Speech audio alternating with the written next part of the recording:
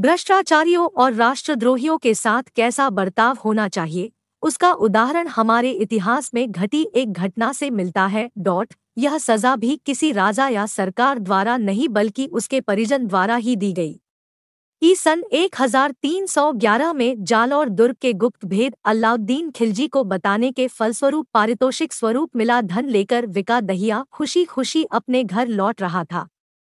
इतना धन उसने पहली बार ही देखा था। चलते चलते रास्ते में सोच रहा था कि युद्ध समाप्ति के बाद इस धन से एक आलीशान हवेली बनाकर आराम से रहेगा। हवेली के आगे घोड़े बंधे होंगे, नौकर चाकर होंगे। उसकी पत्नी हीरादे सोने चांदी के गहनों से लदी रहेगी। अलाउद्दीन द्वारा जालौर किले में तैनात सूबेदार के दरबार में उसकी बड़ी हैसियत समझी जाएगी। घर पहुंचकर कुटिल मुस्कान बिखेरते हुए धन की गठरी अपनी पत्नी हीरादे को सौंपने हेतु बढ़ाई। अपने पति के हाथों में इतना धन व पति के चेहरे व हाव भाव को देखते ही हीरादे को अलाउद्दीन खिलजी की जालौर युद्ध से निराश होकर दिल्ली लौटती फौज का अचानक जालौर की तरफ वापस मुड़ने का राज समझ आ गया। वह समझ गई कि उसके पति विका दहिया ने जालौर दुर्ग के असुरक्षित हिस्से का राज अलाउद्दीन की फौज को बताकर अपने वतन जालौर व अपने पालक राजा कान्हड़ देव सोनगरा चौहान के साथ गद्दारी की है। यह धन उसे इसी गद्दारी के पारितोषिक स्वरूप प्राप्त हुआ है। उसने तुरंत अपने पति से पूछा, क्या यह धन आपको अलाउद्दीन की सेना को जालौर किले का कोई गुप्त भेद देने के बदले मिला है? विका ने अपने मुंह पर कुटिल मुस्कान बिखेरकर वह खुशी से अपनी मुंडी ऊपर नीचे कर हीरादे के आगे स्वीकारोक्ति कर जवाब दे दिया।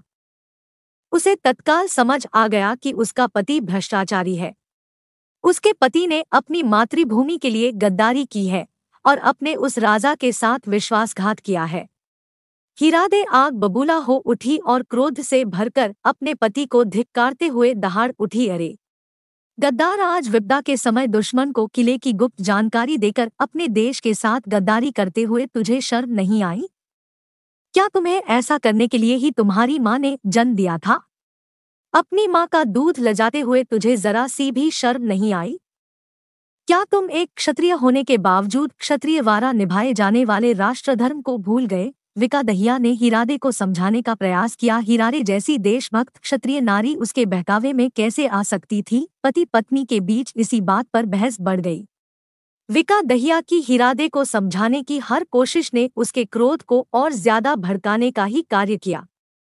हीरादे पति की इस गद्दारी से बहुत दुखी व क्रोधित हुई।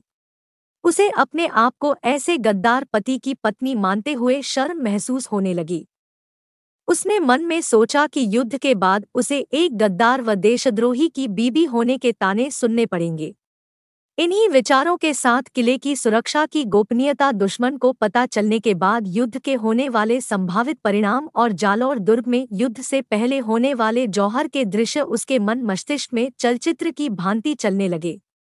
जालौर दुर्ग की रानियों व अन्य महिलाओं द्वारा युद्ध में हारने की आशंका के चलते अपने सतीव की रक्षा के लिए जौहर की धधकती ज्वाला में कूदने के दृश्य, छोटे छोटे बच्चों के रोने कल्पने के दृश्य, उसे उन योद्धाओं के चेहरे के भाव जिनकी पत्नियां उनकी आंखों के सामने जौहर चिता पर चढ़ अपने आप को पवित्र अग्नि के हवाले करने वाली थी, स्पष्ट दिख रहे थे। साथ ही दिख रहा था जालौर के रणबांकुरों द्वारा किया जाने वाले शाके का दृश्य, जिसमें जालौर के रणबांकुरे दुश्मन से अपने रक्त के आखिरी कतरे तक लोहा लेते लेते कट मरते हुए मातृभूमि की रक्षार्थ शहीद हो रहे थे। एक तरफ उसे जालौर के राष्ट्रभक्त वीर स्वातंत्र्य की बलि वेदी पर अपने प्राणों की आहुति देकर स्वर्ग गमन करते नजर आ रहे थे, तो दूसरी ओर उसकी आंखों के आगे उसका भ्रष्टाचारी राष्ट्रद्रोही पति खड़ा था।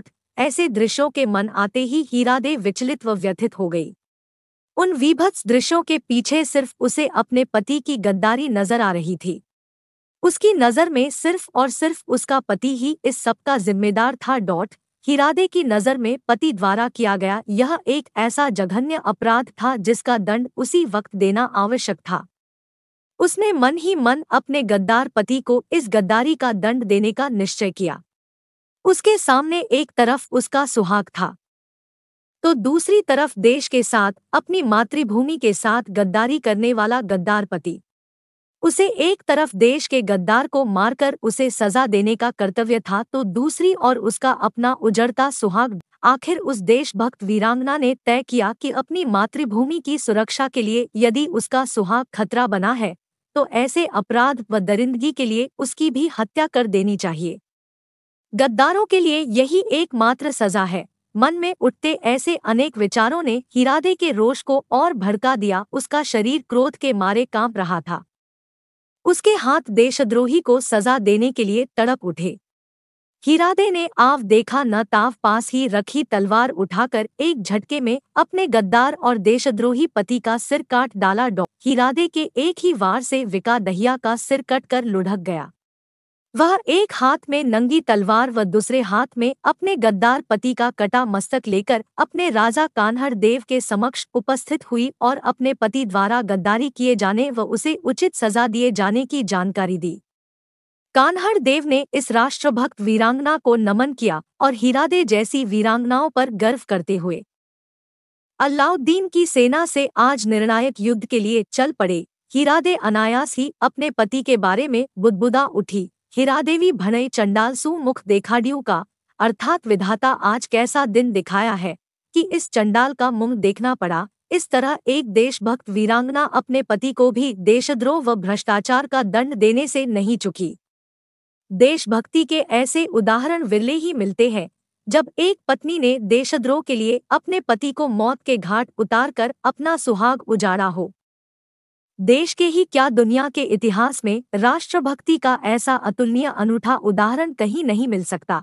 काश आज हमारे देश में भ्रष्टाचार में लिप्त बड़े बड़े अधिकारियों, नेताओं व मंत्रियों की पत्नियां भी हीरादे जैसी देशभक्त नारी से सीख ले। अपने भ्रष्ट पतियों का भले सिर कलम न करे, पर उन्हें धिक्कार कर बुरे कर्मों से तो रोक सकती ही है।